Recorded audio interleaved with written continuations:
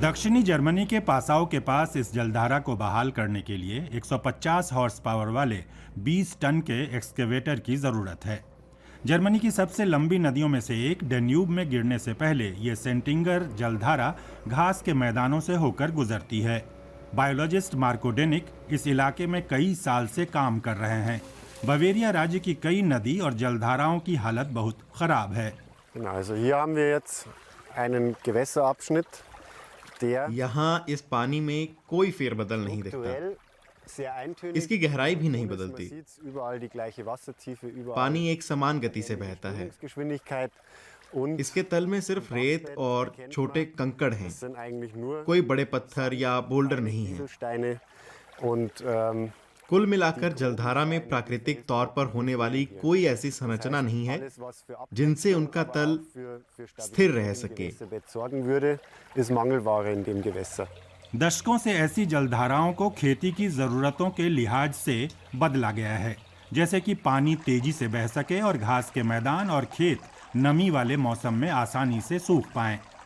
ये स्थिति वन्य जीवन के लिए अच्छी नहीं है, क्योंकि प्रकृति में संरचनात्मक विविधता के अभाव में वन्य जीवन को समुचित बसेरे नहीं मिल पाते। यहाँ उसी विविधता को फिर से तैयार करने की कोशिश हो रही है। पानी में बोल्डर, पत्थर और पेड़ की जड़ें डाली जा रही है, किनारे सपाट किए जा रहे हैं। उन जगहों पर आपको आदर्श बसेरे मिल जाते हैं जहाँ पानी कंकड़ पत्थर और बड़ी चट्टानों से होता हुआ बहता है। इसके कारण तेज बहाव से भी हिफाजत होती है। प्रकृति खुद भी अपनी चीजों को दुरुस्त करती रहती है। ये बीवर डैम है। जलधारा को फिर से आकार देने की कोशिशों में सिर्फ हम लोग ही नहीं लगे हैं। जलीय पौधे, कीड़े, मछली, क्रेफिश, वे सब इस जलधारा में लौट आए हैं, जिसे कई साल पहले बहाल किया गया था। लेकिन मार्को डेनिक के मुताबिक साफ पानी में होने वाली सीपियों का कोई निशान अभी भी नहीं मिलता। वो लगभग विलुप्त प्रजाति है, खेती और प्रदूषण की वजह से। सीपियां इकोसिस्टम में अहम भूमिका निभाती हैं। वे पानी को साफ रखने में मदद करती हैं।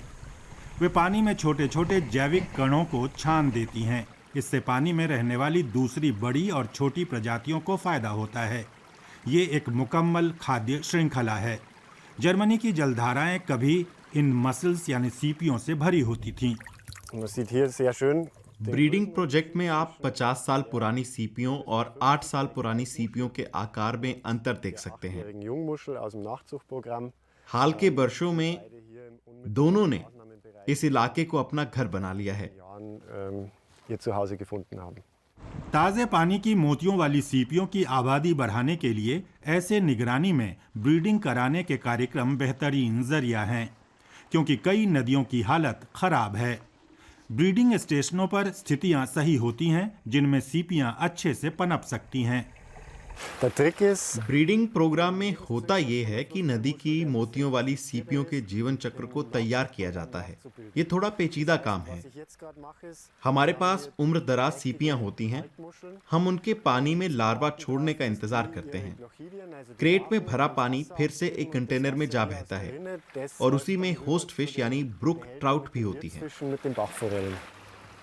सैकड़ों ब्रूक ट्राउट टैंकों में रहती हैं। अपने प्रजनन चक्र को पूरा करने के लिए उन्हें सीपियों की ज़रूरत होती है।